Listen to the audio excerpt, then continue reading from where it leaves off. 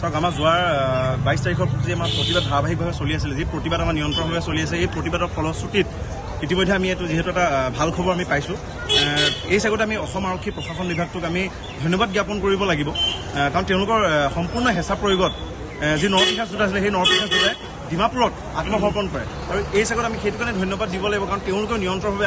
লাগি আছিলে আৰু তেওঁলোকে বিভাগীয় কাম কাজ কৰি আছিলে তেওঁলোকে যিহেতু আমাক কথা দিছিলে যে অহা সোমবাৰৰ ভিতৰত তেওঁলোকে এই দোষীক যেনেকৈ নহওক কৰায়ত্ব কৰিব তেওঁলোকক আওতালৈ আনিব গতিকে যিহেতু আমি এই ভাল খবৰ এতিয়া পাইছোঁ গতিকে এই চাগতে তেওঁলোকক ধন্যবাদ দিবই লাগিব আৰু বাৰে বাৰে তেওঁলোকৰ প্ৰশাসন বিভাগটোক আমি বাৰে বাৰে সকীয়াই দিছিলোঁ সেই প্ৰতিবাদস্থলীৰ পৰাই যে সেই নৰপিশাচৰ সৈতে জড়িত থকা বা তেওঁলোকক ৰক্ষণাবেক্ষণ দিয়া কোনো এজন যাতে অভিযুক্ত কোনো সুৰুঙাৰে যাতে সাৰি যাব নোৱাৰে আৰু যদি সাৰি যায় সেই ক্ষেত্ৰত সদৌ অসম ছাত্ৰ সন্থাই কিন্তু ব্যৱস্থা ল'ব সদৌ অসম ছাত্ৰ সন্থাই পুনৰ প্ৰতিবাদত বহিবলৈ আমি বাধ্য হ'ম আৰু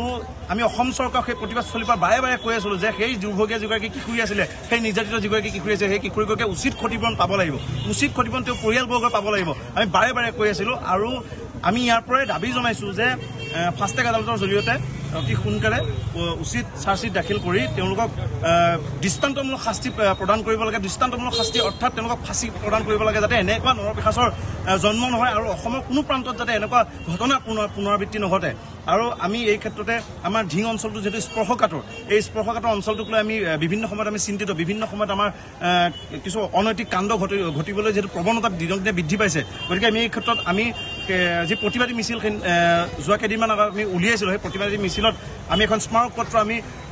চক্ৰ বিষয়াক আমি প্ৰেৰণ কৰিছোঁ সেই স্মাৰক পত্ৰখনত স্পষ্ট আমাৰ দাবী কিছু উল্লেখ আছিলে সেই উল্লেখ থকা দাবীসমূহ হৈছে যে এই যি স্পৰ্শকাতৰ আমাৰ ঢিং অঞ্চলখন আছে ঢিং বজাৰৰ যি দাঁতিকাষৰীয়া যি অঞ্চল আছে এই অঞ্চলসমূহত বহু বেদখল মাটি আছে সেই খিলঞ্জীয়া যি বেদখল মাটি আছিলে এই বেদখল মাটিসমূহ বেদখলমুক্ত অতি সোনকালে কৰিব লাগে ইয়াত বিভাগীয়ভাৱে অতি সোনকালে তৎপৰতা দেখাই পেলাই পদক্ষেপ হ'ব লাগে আৰু যিহেতু এই অঞ্চলটোত ড্ৰাগছ চুৰ এই আদিসমূহ সমস্যাৰে জৰ্জৰিত গতিকে এই সমস্যাসমূহ অতি সোনকালে নিৰ্মূল হ'ব লাগে আৰু এই ক্ষেত্ৰত অতি সোনকালে বিভাগীয়ভাৱে পদক্ষেপ হ'ব লাগে যাতে আমাৰ এই অঞ্চলটোৰ কিশোৰী নাৰী সকলোৰে সতীত্ব হৰণত যাতে অনাগত দিনত প্ৰশ্ন নুঠে আৰু ড্ৰাগছৰ পৰা আদি কৰি যিসমূহ মাৰাত্মক যিসমূহ বিষয় এই বিষয়সমূহ অতি সোনকালে নিৰ্মূলকৰণ হ'ব লাগে আৰু ঢিংসমূহ চাফা পৰিষ্কাৰ হ'ব লাগে আৰু এই ক্ষেত্ৰত ঢিঙৰ প্ৰত্যেকজন নাগৰিকে যাতে সুৰক্ষিত অনুভৱ কৰে এই ক্ষেত্ৰত আমাৰ সদৌ অসম ছাত্ৰ সন্থাই দাবী জনাই আহিছোঁ অনাগত দিনলৈকে আমাৰ দাবী থাকিব স্পষ্ট কথা হয় এই ক্ষেত্ৰত আমি আচলতে প্ৰথমতে অসমৰ মুখ্যমন্ত্ৰী মহোদয়ক ধন্যবাদ জ্ঞাপন কৰিম কাৰণ যেতিয়া ঘটনাটো সংঘটিত হৈছিলে ঘটনাটোৰ পিছতেই কিন্তু ঢিংবাসী ৰাইজে স্বতঃস্ফূৰ্তভাৱে প্ৰতিবাদ সাব্যস্ত কৰিছিলে ঢিং আঞ্চলিক ছাত্ৰ সন্থাই তাত নেতৃত্ব লৈছিলে ঢিঙৰ প্ৰতিজন সাধাৰণ নাগৰিক ওলাই আহিছিলে আৰু তাৰ পিছতে মুখ্যমন্ত্ৰী মহোদয়ে কিন্তু টুইট যোগেদি তেওঁ কৈছিলে যে দোষীক অতি সোনকালে কৰায়ত্ব কৰি কঠোৰতম শাস্তি প্ৰদান কৰিব আৰু তাৰ পিছতে তেখেতে অসমৰ মাননীয় আৰক্ষী সঞ্চালক প্ৰধানৰ পৰা আদি কৰি মন্ত্ৰীলৈকে তেওঁ কেবিনেট মন্ত্ৰীলৈকে তেওঁ এয়ালৈ প্ৰেৰণ কৰিছিলে আৰু যোৱাকালি দেখিবলৈ পাইছোঁ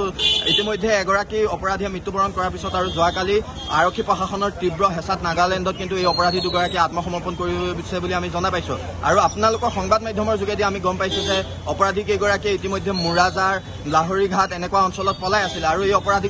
কিন্তু ৰক্ষণাবেক্ষণ কোনে দিছিলে সেইটো এটা ডাঙৰ প্ৰশ্ন ৰক্ষণাবেক্ষণ দিয়া কেইগৰাকীও কিন্তু একে সমানে অপৰাধী গতিকে আমি আহ্বান জনাইছোঁ আৰক্ষী প্ৰশাসনক যাতে ৰক্ষণাবেক্ষণ দিয়া কেইগৰাকীও কিন্তু আৰক্ষীৰ তদন্তত আহিব লাগে তেওঁলোককো উচিত শাস্তি প্ৰদান কৰিব লাগে আৰু এই ঠাইতে প্ৰতিবাদ সাব্যস্ত হৈছিলে এই ঠাইৰ পৰা মাত্ৰ এটাই শব্দ গুঞ্জৰিত হৈ আছিলে যে অপৰাধীৰ কঠোৰ শাস্তি হ'ব লাগে আৰু সেই কঠোৰ শাস্তি ইতিমধ্যে এগৰাকীয়ে পাইছে আৰু এই দুগৰাকীও কিন্তু আত্মসমৰ্পণ কৰিছে বুলি কিন্তু তেওঁলোকৰ শাস্তি শিথিলতা আহিব নালাগে তেওঁলোককো কিন্তু আমি ঢিংবাসী ৰাইজে যি আমাৰ এই প্ৰতিবাদী ঠাইৰ পৰা শব্দ গুঞ্জৰিত হৈছিলে যে তেওঁলোকৰ শাস্তি এটাই মৃত্যু আৰু সেই মৃত্যুৱে আমি কামনা কৰিছোঁ অপৰাধীৰ শাস্তি মৃত্যুৱে হ'ব লাগে যি প্ৰকাৰে নহওক যেনেকেই নহওক কিন্তু তাৎক্ষণিকভাৱে আমি ঢিংবাসী ৰাইজে অপৰাধী দুগৰাকীৰ আমি মৃত্যু চাবলৈ অধিক আগ্ৰহেৰে ৰখি আছোঁ যিকোনো খবৰৰ বাবে যোগাযোগ কৰক